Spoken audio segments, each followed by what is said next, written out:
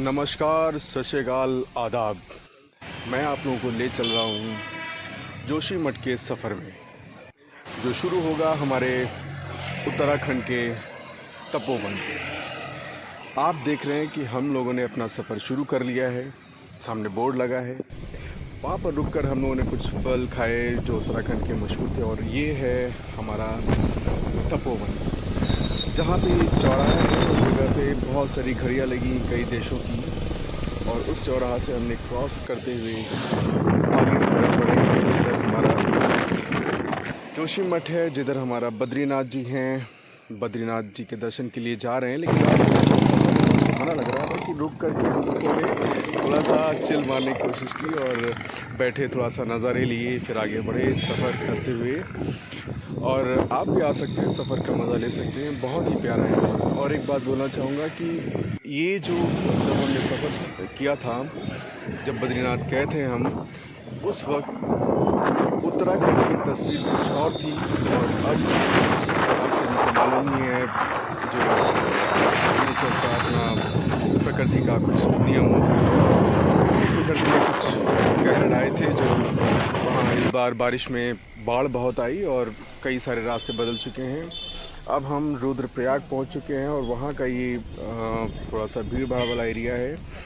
और बहुत ही अच्छा लगा। हम लोग बीच बीच में रुकते हुए जाते हैं और पूरा सफ़र का मज़ा ले रहे हैं। रास्ते में जो भी कोई शहर या कस्बा पड़ रहा है, हम लोग रुक करके वहाँ पे देख रहे हैं, वहाँ की चीज़ें खा रहे हैं। और फूडी तो हैं हम लोग जो साथ में लोग भी हैं, हमारे दोस्त लोग हैं सब, वो भी बहुत फूडी हैं। उनको भी अच्छा लगता है कि किसी भी जगह जाएं तो वहाँ के लोगों से मिलना, वहाँ के खाना खाना, और बहुत अच्छा लगता है हमें नई नई चीज़ें, नए लोगों से मिलना, नया सफ़र। और ये देख रहे हैं रास्ते में पहाड़ हैं, बहुत सारे खूबसूरत से माउंटेन्स हैं। और ये बस जा रही थी सामने, जो हमें लग रहा था टकराए जाएगी, लेकिन टकराई नहीं, और वो किनारे से होकर निकल गई। और बहुत ही ऐसा लग रहा था कि यार, हम लोग तो मैदानी इलाकों के रहने वाले लोग हैं अक्सर, तो हमारे लिए तो पहाड़ तो वैसे ही बड़ा कुतूहल का विषय होते हैं। और फिर हमने बीच में थोड़ा सा स्टे लिया, एक होटल में रुके वहाँ पे, क्योंकि सफ़र बहुत लंबा है। पहाड़ों का रास्ता एक्चुअली बहुत दूरी लगती है कम, लेकिन वो बहुत टाइम लग जाता है उसमें सफ़र में। तो बड़ा रुक रुक के हम लोग चल रहे थे और अच्छे से मज़ा आ रहा था हमें। और जिस होटल में रुके थे वहाँ से नज़ारा भी बहुत अच्छा, सामने हिमालय दिख रहा था वहाँ से। और हिमालय की चोटी पे बहुत थोड़ी सी जो बर्फ़ की चोटी सी वो दिख रही थी, तो हमें वैसे ही बड़ा अंदर से एक फ़ील हो रहा था, यार कैसे जल्दी से पहुँचे वहाँ पर, देखें हम बर्फ़। और हम ज्योतिर्मठ पहुँच चुके हैं। ज्योतिर्मठ से आगे बढ़ते हुए, और ये सामने देखिए बोर्ड लगा हुआ है वहाँ के जो पॉलिटिशियन है उनका सबका। और हमारे आगे ट्रेवलर भी चल रही थी। रास्ता तो बहुत अच्छा था ही, हमें बहुत मज़ा आ रहा था।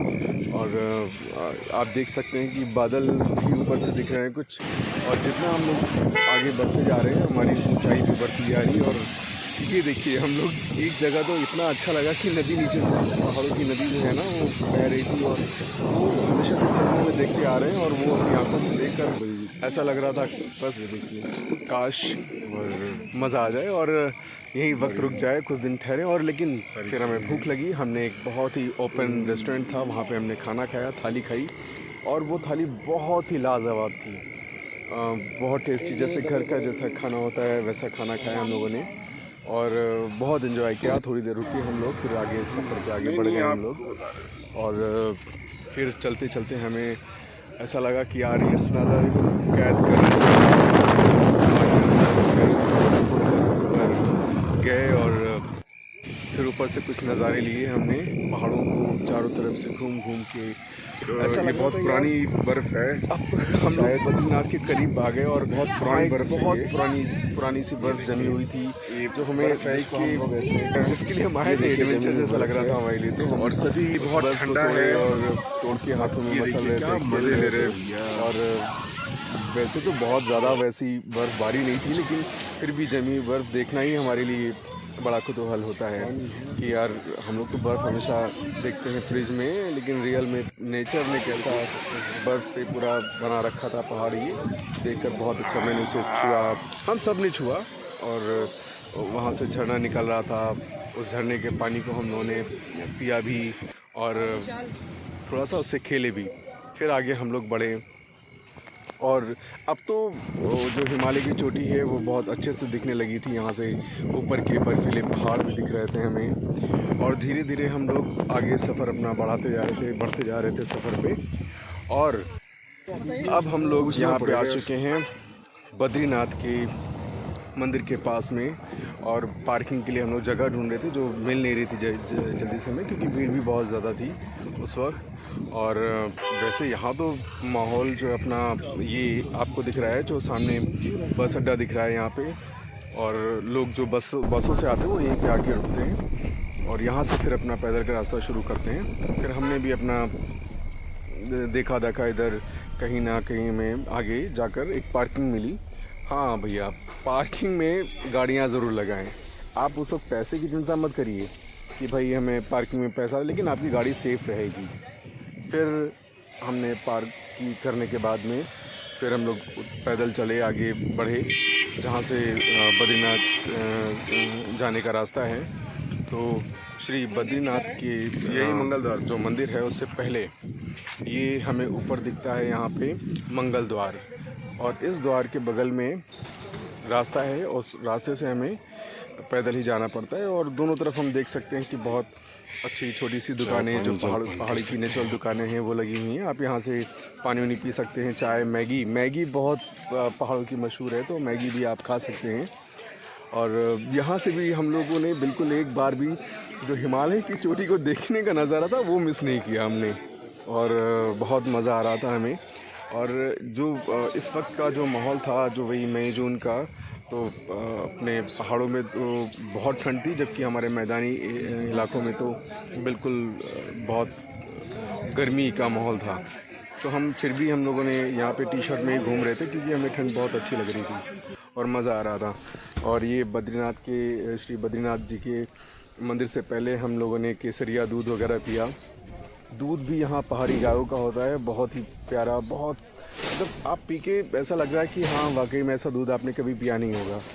फिर आगे हम लोग बढ़ते जा रहे हैं और वहाँ से कुछ अगर, क्योंकि उन लोगों ने बोला, जो सिक्योरिटी वाले थे उन्होंने बोला कि उस लाइन में बहुत लंबा आप लोगों को टाइम लगेगा, तो अगर चाहो तो आप लोग कुछ खा पी सकते हो। तो हम लोगों ने कुछ खाया पिया, चाय, समोसा और वहाँ के जो लोकल जो सब्ज़ी पूड़ी वो मिलती है वो भी हम लोगों ने बहुत खाया। और फिर हम लोगों ने आसपास की जो दुकानें थी उन लोगों से बातचीत की। वहाँ की चाय हम लोगों ने वैसे तो ऑलरेडी पी रखी थी, लेकिन फिर भी हम लोग बार बार पी रहे थे ताकि हमें बहुत अच्छा लग रहा था। हमें वहाँ की चाय का कुछ अलग ही टेस्ट था और जो मज़ा आ रहा था। फिर यहाँ पे दुकानें देखी हम लोगों ने, बहुत सारी प्यारी प्यारी कायदे से बनी हुई दुकानें थी। और आगे हम लोग मंदिर की तरफ बढ़ रहे हैं। तो मंदिर एक्चुअली जो ऊपर से ढलान में नीचे की तरफ सीढ़ियाँ जाती हैं, फिर वहाँ से हम लोगों को बहुत लंबी दूरी तय करनी पड़ती है और यहाँ पे रजिस्ट्रेशन भी होता है। हाँ, एक चीज़ और बताना भूल गया आप लोगों को कि जब भी आप बद्रीनाथ या फिर केदारनाथ की यात्रा शुरू करें तो उससे पहले आप लोगों को रजिस्ट्रेशन ज़रूर करवा लेना चाहिए, चाहे ऑनलाइन करिए या फिर हरिद्वार में उसके लिए रजिस्ट्रेशन वगैरह होता है, हम वहाँ पहुँचे, तो वो रजिस्ट्रेशन ज़रूर करवाइए। फिर मंदिर में हमारे लिए कैमरा अलाउड नहीं था, मोबाइल यूज़ नहीं कर सकते, तो सॉरी उसके लिए कि हम आपको श्री बद्रीनाथ जी के मोबाइल पे दर्शन नहीं करवा पाए। अब हम लोग आ गए हैं माना गाँव, और ये है हमारा भारत का प्रथम गाँव, जो इससे पहले आखिरी गाँव हुआ करता था, लेकिन अब प्रथम गाँव है, पहला गाँव। और यहाँ पे वो बॉर्डर है बिल्कुल उस गांव का, और यहीं पे हमें वो देख सकते हैं दूर एक नदी के किनारे जहाँ पे भक्तों की बहुत सारी भीड़ लगी हुई है, तो हमें भी वहाँ जाना है। और पार्क तो हमें यहीं पे करना पड़ेगा गाड़ियों को अपनी, क्योंकि इससे आगे तो रास्ता ही नहीं है, अलाउड भी नहीं है, क्योंकि वो फिर गांव का, और जो गांव माना गांव है उसकी नेचुरलिटी फिर खो जाएगी। इसलिए हमने पैदल का ही सफ़र शुरू किया और बहुत अच्छा लग रहा था। रास्ते में भंडारा भी चल रहा था। तो थैंक यू सो मच।